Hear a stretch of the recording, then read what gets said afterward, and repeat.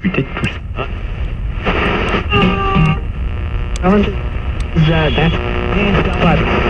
Warning. The following content may be disturbing to some viewers. The following themes are involved: death, murder, violence, accidents, criminal offenses. Viewer discretion is advised.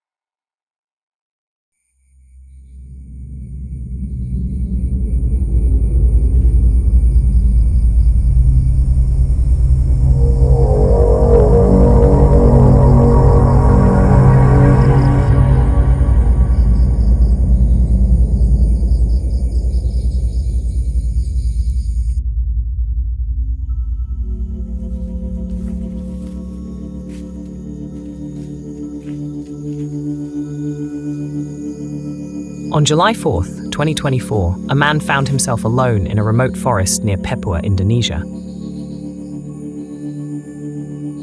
He was determined to spend the night there. But as darkness fell, he was suddenly jolted awake by unsettling noises outside his tent.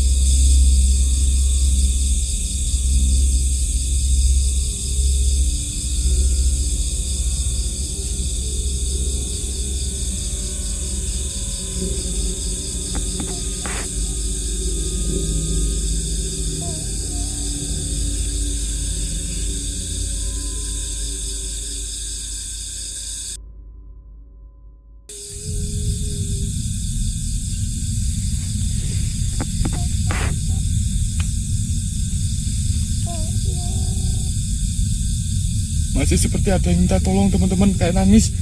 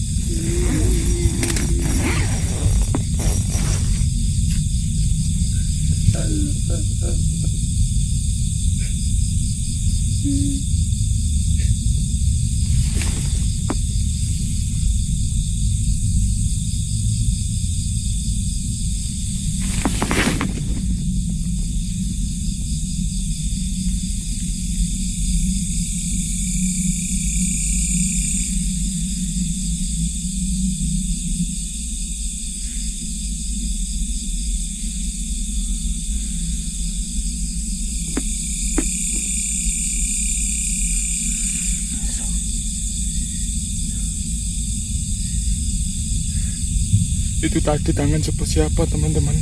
La ilaha illallah, jelas sekali. Seperti cakar. Subhanallah. La ilaha illallah.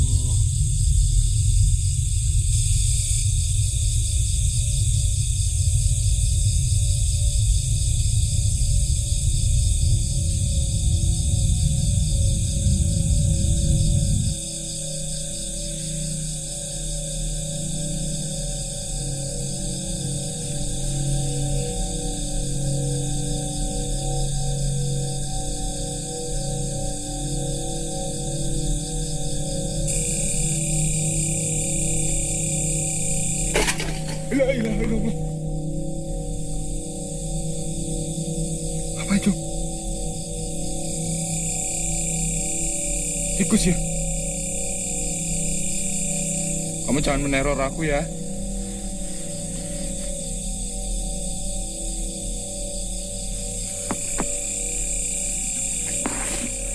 Apa ya teman-teman? Itunya jatuh. Seperti bunyi itu kesenggol tikus ya. Jangan-jangan kesenggol tikus ya. Astagfirullahaladzim, benar ada yang nangis. Siapa itu? Hei.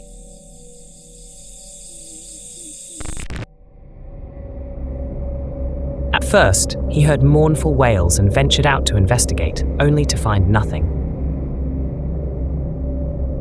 He returned to his tent, but soon after, even more terrifying sounds echoed through the trees.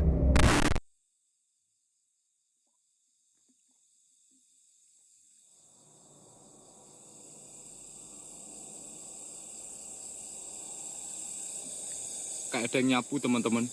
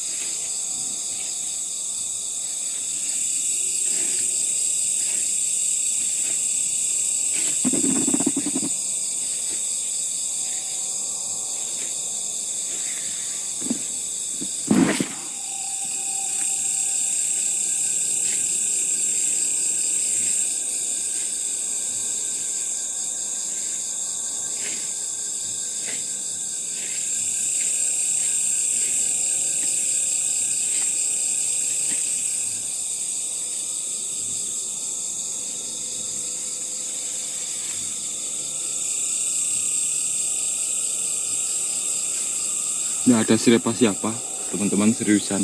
Cuma kayak ada nyapu. Ini aktivitas gaib pasti ini.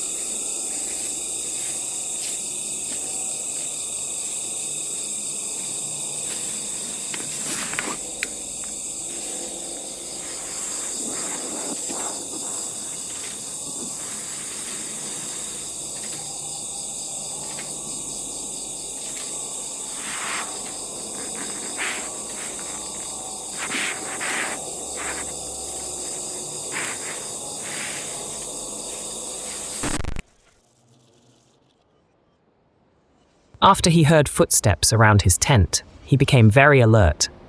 He listened to what was happening outside his tent. Once again, he searched the area, but found no trace of anything unusual. Back in his tent, the night took a chilling turn.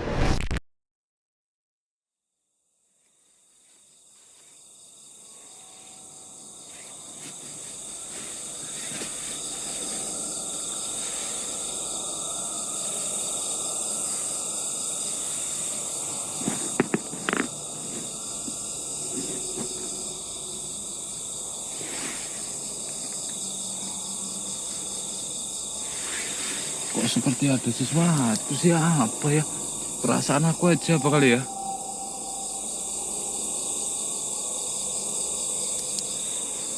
Seperti ada yang aneh loh teman-teman.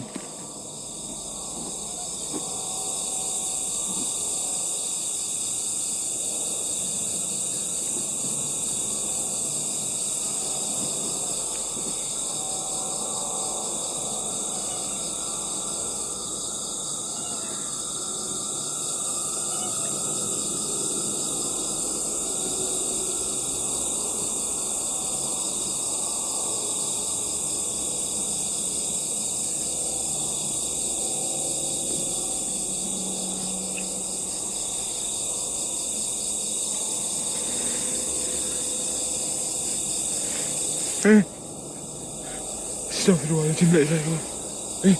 Gimana kamu?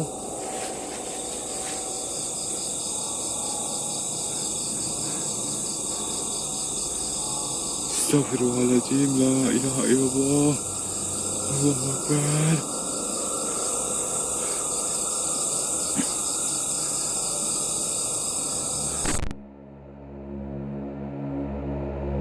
In the pitch-black darkness, something resembling a woman hovered above the tent, only to vanish just as quickly. Despite being an experienced camper, he described that night as one of the most terrifying experiences of his life. Later, local authorities in Indonesia confirmed that similar incidents had been reported in the area, yet no explanation could be found.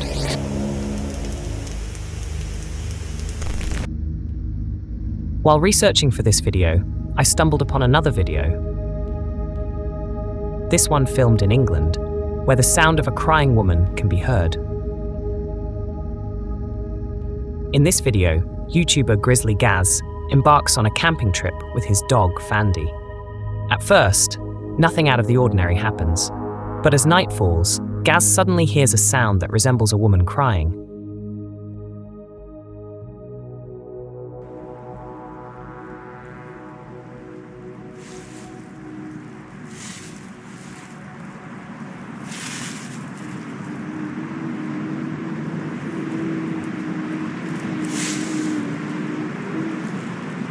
Hello?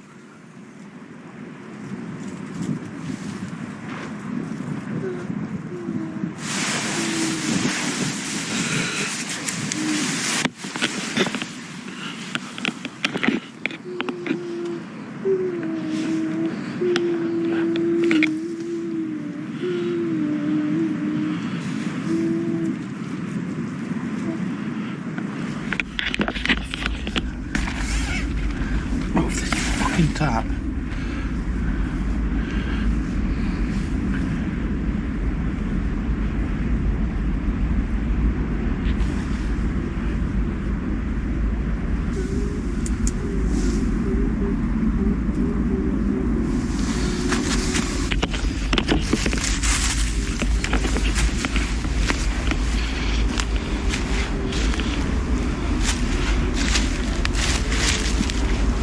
Hello?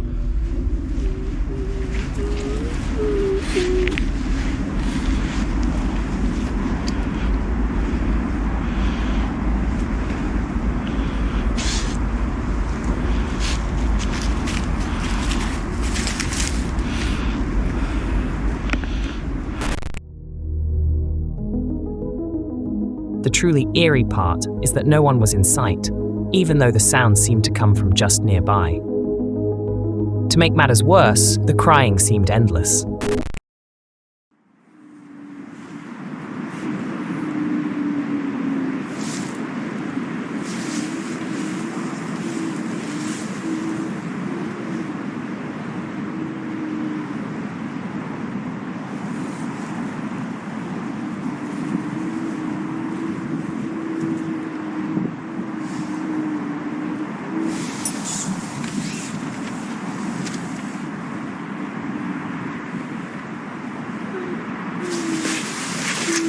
Nope.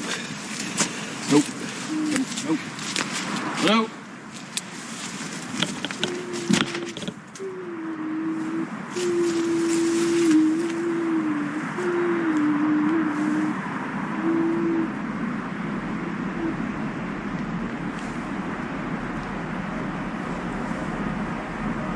Hello?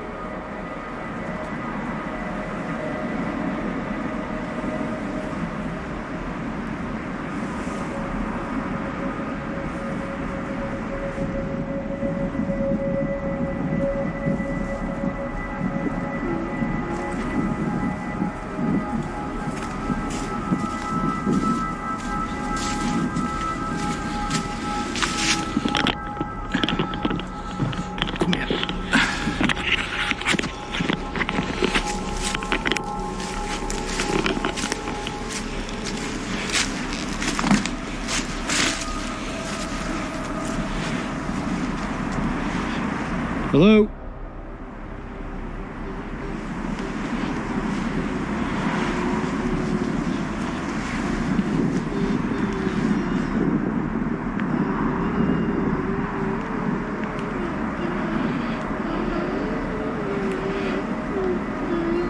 Hello?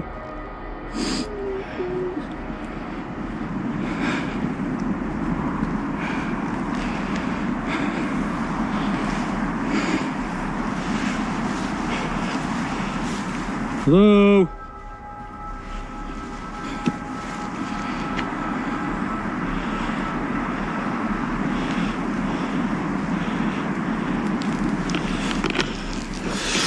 No, I'm off, mate. I'm off.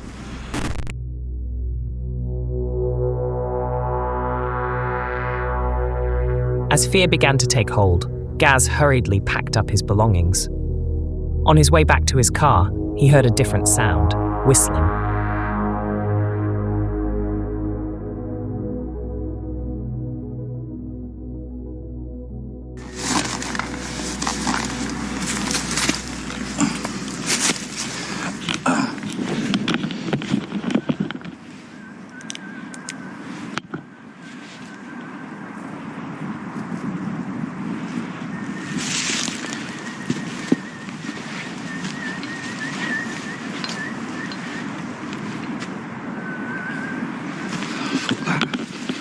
Come on, mate.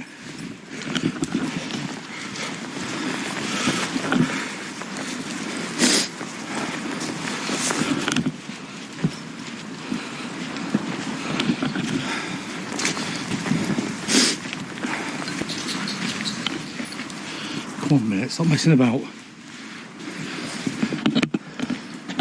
Come here. Come here.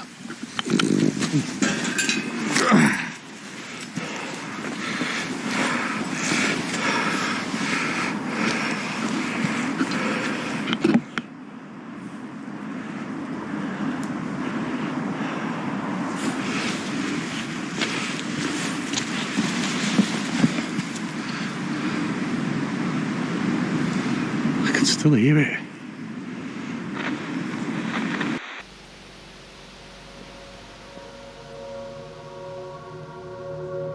Despite this unnerving experience, which some might consider proof of the supernatural, Gaz tried to remain rational, though he couldn't shake the feeling that something beyond explanation had occurred.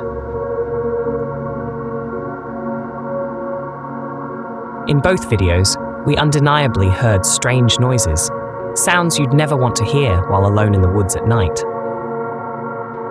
The question of what exactly caused these noises, which eerily resembled the cries of a woman, will likely remain an unsolved mystery forever.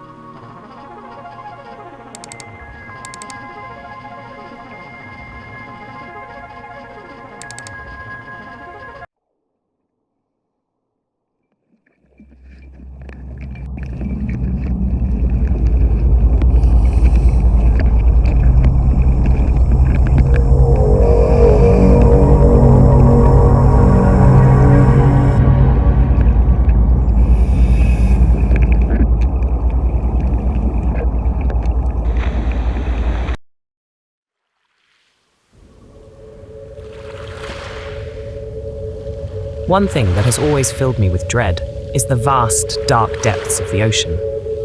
We all know that feeling. Swimming in deep waters, unaware of what might be lurking beneath. In the shadows, down at the seabed. In the next disturbing video, we delve into the tragic accident of Yuri Lipsky. On April 28, 2000, during a vacation in Dahab, Egypt, 22-year-old Russian diving instructor Yuri Lipsky planned a dive to the bottom of the infamous Blue Hole.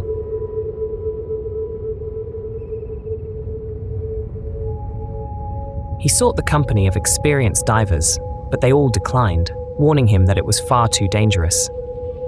Yuri had only been in Dahab for 2 days, and preparing for such a dive would require weeks and specialized equipment. But Yuri was undeterred. Despite the warnings, the lack of proper equipment, and the short preparation time, he resolved to attempt the unthinkable. The Blue Hole, chillingly known as the Diver's Cemetery, is a terrifying 120-meter deep sinkhole. Many who perished there were attempting to swim beneath the Arch, a 26-meter-long tunnel located 56 meters below the water's surface. This very tunnel is what gives the Blue Hole its deadly reputation. It feels like standing in an underwater cathedral, but the sense of disorientation can be treacherous. Divers have reported seeing light coming from the tunnel, mistakenly believing it to be the surface. In their confusion, they swam deeper, chasing an illusion. With up to 200 fatalities over the past 15 years, the Blue Hole holds the grim title of the deadliest dive site in the world.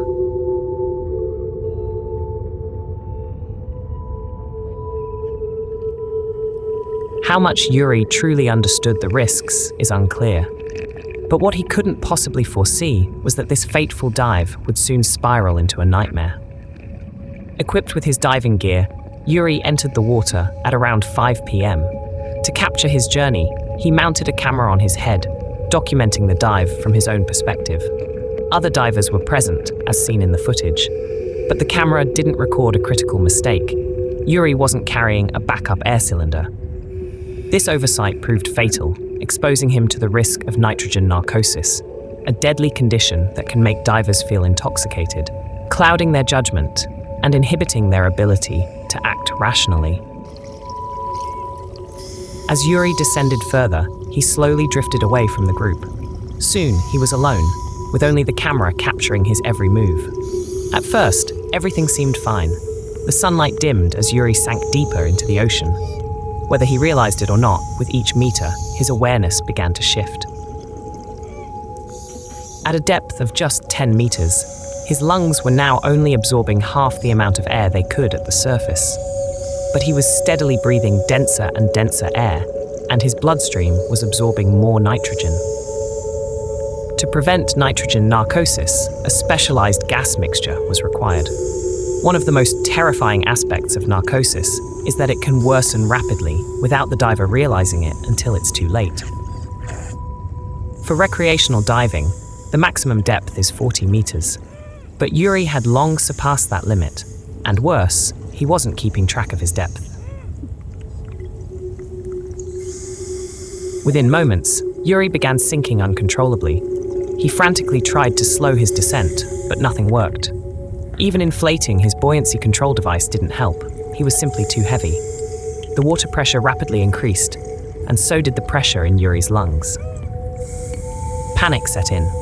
The surface of the water disappeared above him, and the nitrogen narcosis not only paralyzed his movements, but also scrambled his mind. In what felt like seconds, he had descended past 80 meters, more than double the recommended limit for recreational divers. In a desperate attempt to ascend, he tried to inflate his buoyancy control device even more, but it was already full. Then, suddenly, it burst. The air rushed out, sealing his fate. Finally, at a depth of 91 meters, Yuri landed face down on the ocean floor.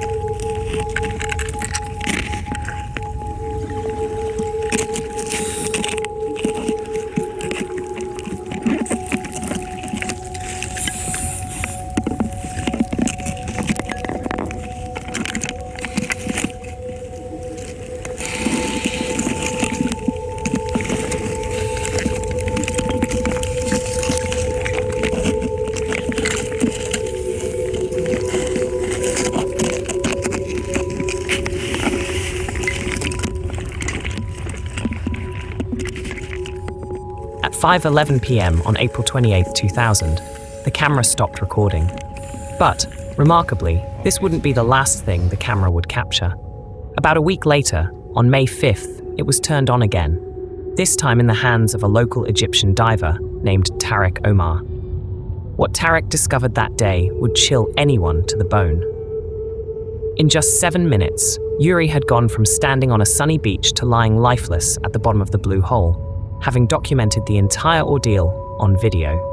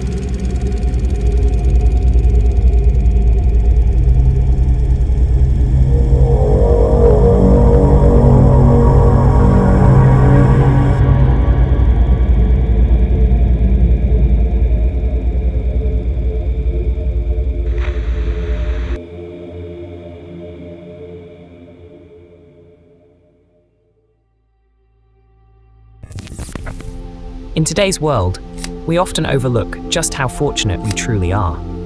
We live with access to education, plentiful food, and clean water. We sleep in warm homes or apartments, our basic needs met without a second thought. The concerns that trouble us sometimes feel trivial in comparison to the hardships of the past. Much of what we once cherished has faded into the background, taken for granted as we grow accustomed to a life of convenience, where almost everything we desire is within easy reach. One striking example of this is photography. For us, snapping a photo of ourselves or our loved ones is as simple as reaching into our pockets and pulling out a smartphone. It's a matter of seconds, a casual act we hardly think twice about. But in the early days of photography, capturing a single image was an extraordinary and costly affair, reserved only for those with the means to indulge in such a luxury. By the mid-19th century, however, photography had begun to spread, becoming not only more popular, but also more affordable. The development of the daguerreotype, an intricate, highly detailed photograph on polished silver, offered people the chance to immortalize their likeness. While still a luxury, it was far less expensive than a painted portrait, which until then had been the sole way to preserve a person's image for posterity.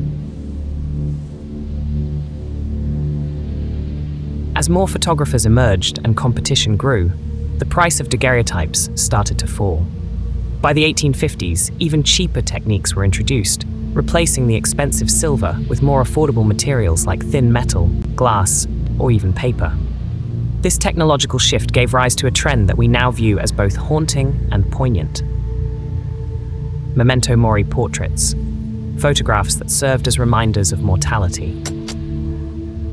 Memento mori, a Latin phrase meaning remember, you must die, came to life through these images, and the subjects were often the most vulnerable, infants and children. These photographs weren't taken as an art form, but rather as a cherished keepsake in a time when death, especially of the young, was tragically common. Victorian households were plagued by diseases like measles, diphtheria, scarlet fever, and rubella, illnesses that could swiftly turn fatal. In an era when the death of a child was all too frequent, the practice of photographing deceased children became widespread. These post-mortem images were often the only photographs ever taken of the child, the only tangible memory of a life cut short. In some cases, they were also the only opportunity for a complete family portrait, as surviving siblings and parents would sometimes pose with the deceased, creating a final, heartbreaking family photo. The children were typically arranged with care, depicted in ways that softened the grim reality of death. Early post-mortem photographs were often close-ups of the face or full-body shots, with the child positioned as if they were merely sleeping. Cradles or chairs were common props, and the children were sometimes shown holding a favorite toy. In many cases, a family member, usually the mother, would support the child, preserving the illusion of life. These photographs weren't viewed as morbid or grotesque at the time. On the contrary, they were tender, precious reminders of a loved one lost too soon. In an age when death was an intimate, ever-present part of life, these images offered solace, a way for parents and families to hold on to the memory of their children, to remember them as they were, forever captured in a moment of peace. Looking back from today's perspective, it's easy to find the practice unsettling, even disturbing. Our modern relationship with death is far more distant, often clinical. But for those living in the Victorian era, memento mori photographs were not only necessary, but deeply meaningful. It was a way to cope with the inescapable pain of loss, to preserve the image of a child who would otherwise fade from memory. Though the idea might unsettle us today, I can understand why these photographs held such importance for the people of that time. Still, it's hard not to feel a lingering unease when looking at these haunting portraits from the past.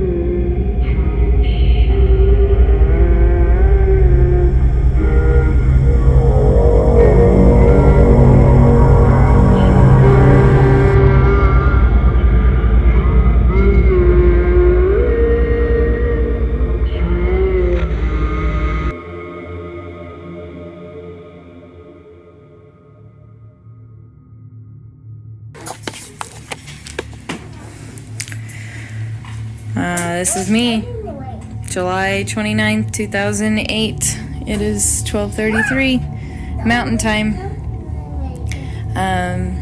Covering all my bases, making sure that if something happens to me or my family or all of us, that our assets are documented.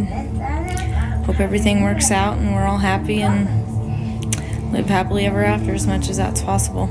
On July 29th, 2008, Susan Powell, a mother of two, recorded a video in her home, carefully documenting her belongings. In her own words, she did this just in case something happened to her. The video was made at the urging of her attorney, who feared that Susan's husband, Josh, might attempt to sell some of her most valuable possessions. This is me, hi, sorry. And it is, can you see that? 11:44 a.m. And I am documenting all our assets just in case of any emergencies, fire, flood, damage, disputes. And we have 2 Samsung monitors. This is Josh's computer, and there's some type of backup device and speakers. Josh locked this, but this is all of his files. See, locked. Those are his files. And he bought expensive stuff like these are, I think this was like a couple of $1,000s. Alright, here's our unfinished basement. We bought 3,000 pounds of wheat, and these are buckets of wheat. See? And this one, whoops. Chemical-free hard white wheat with mint green gum, and red wheat with mint gum.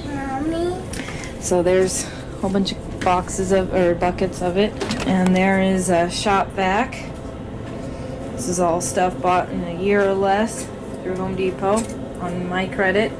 Josh bought a lot of stuff and then he had to bankrupt it. And then he bought a little bit more on my credit.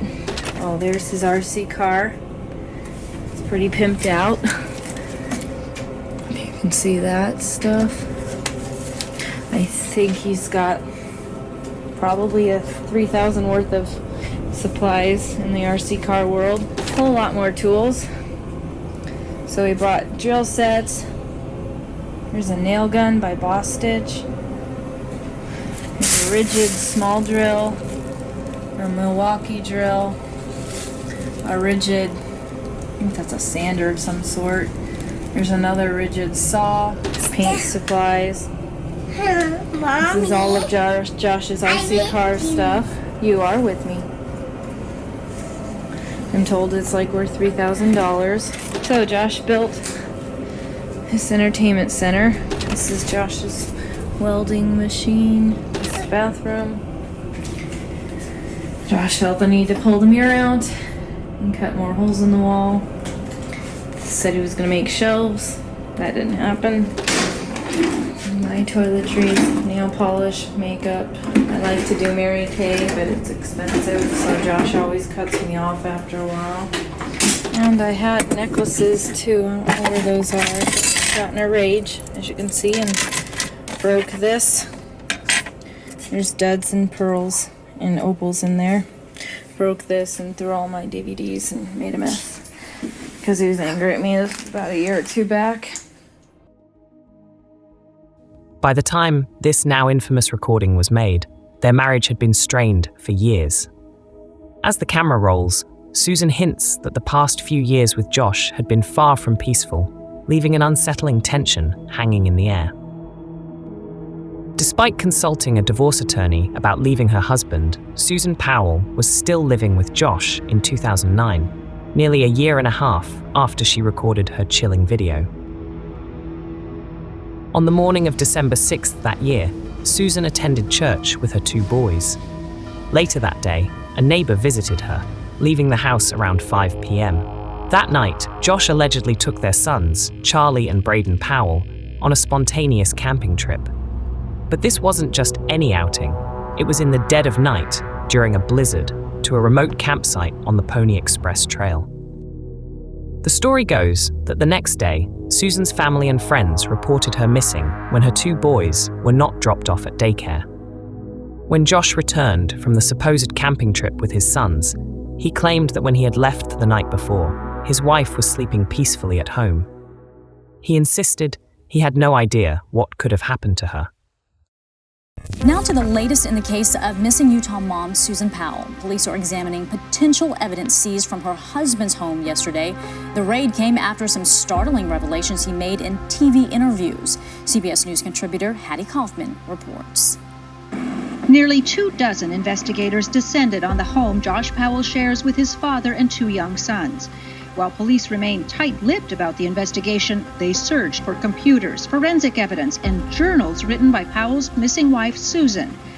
While Powell was detained outside, his boys played in the backyard. When we arrived, everybody looked pretty surprised to see us. We did this as gently as we possibly could because we didn't want to traumatize the little kids. In December 2009, Susan Powell disappeared, the same cold winter night Josh says he took a midnight camping trip with the boys. Yesterday's search came just hours after Josh gave a series of network television interviews, fielding questions about the case. Do you think about how bad it looks that you left the house at midnight? One report said it was a blizzard. Nobody goes camping on a blizzard. Yeah. Maybe in the days that followed. Investigators now appear to be interested in the journals written by Susan Powell as a teenager, journals her husband plans to publish. Why release parts of her journal? She has friends and family who have felt that she lived a fairy tale life. She's lived a very hard life because of severe emotional abuse that she's suffered. Despite an extensive search of the couple's home, police found no signs of foul play. But as the investigation deepened, things only grew stranger.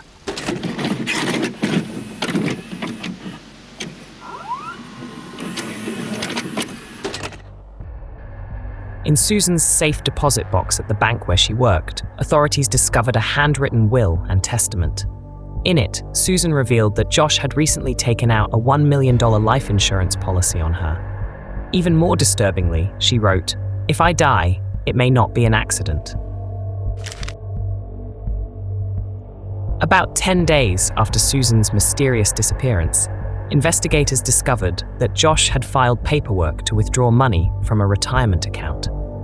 This led to him being officially declared a person of interest in the case.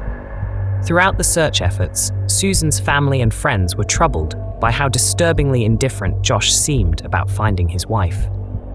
Despite the mounting evidence against him, Josh Powell was never formally charged in her disappearance.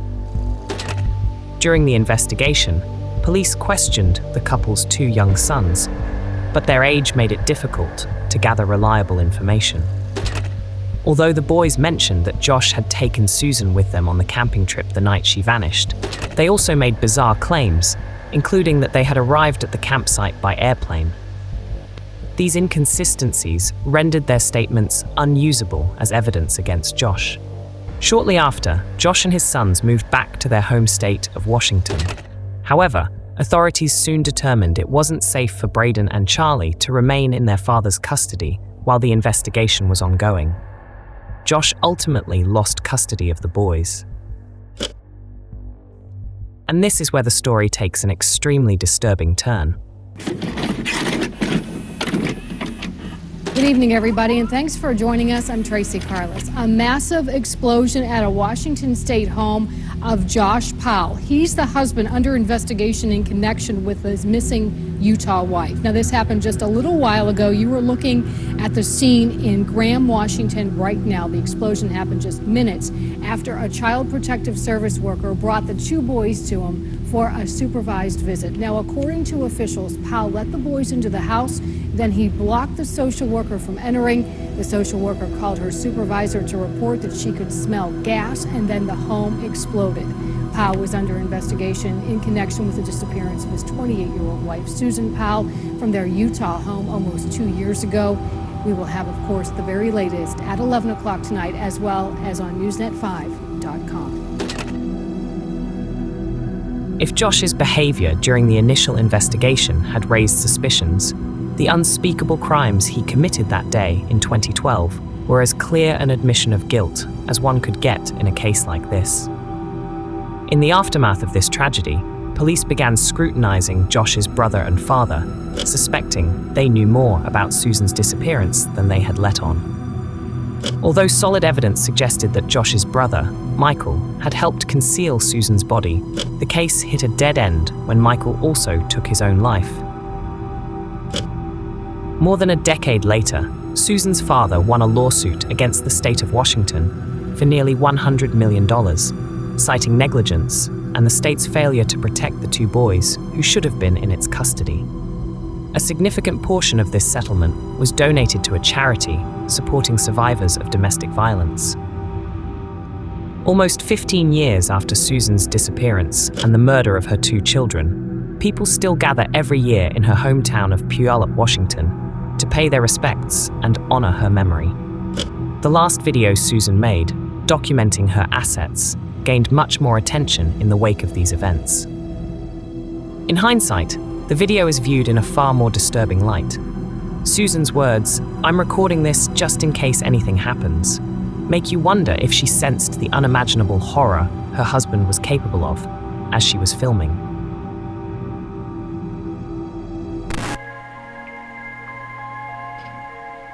Charlie, where's Mommy? Mommy's gone. She went over there, huh? Say bye-bye, Mommy. Bye-bye, Mom.